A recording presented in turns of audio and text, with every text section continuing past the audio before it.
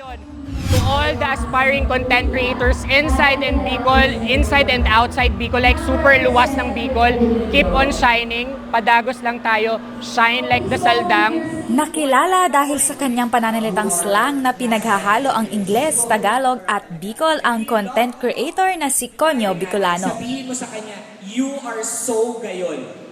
Dahil malayo-layo na rin ang narating sa social media content creation, isa siya sa mga panauhin sa 2 araw na 8th Regional Entrepreneurship Congress ng Camarines Sur Chamber of Commerce and Industry sa Capital Sports Complex sa Pili, Camarines Sur. Kasama ni Conyo Bicolano ang iba pang guro at negosyante na nagbahagi ng kanilang mga karanasan at estratehiya sa pagninegosyo. You learn hindi lang dapat sa 4 corners of the classroom. This kind of event is very important, very vital sa growth namin. Mula sa iba't ibang lugar sa Bicol, halos 2,000 senior high schools at college students ang nabigyan ng oportunidad ng mga bagong kaalaman. Inspirasyon anilang maituturing ito na maaaring makapagpabago ng kanilang pananaw at disposisyon.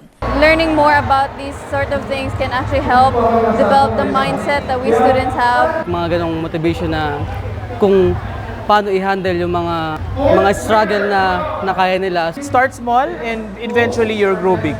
Ayon sa CSCCI, maiging mahubog ng maaga ang mga kabataan sa pagiging malikhain at madiskarte, hindi lang sa pagninegosyo, kundi sa buhay. Business that caters to the interests of the young generations. Together, let us pledge to always promote the ideals of entrepreneurship across all generations. To all of you, students, young entrepreneurs, lagi-lagi iisipin, higit sa sarili, para sa bayan, para sa Bicol.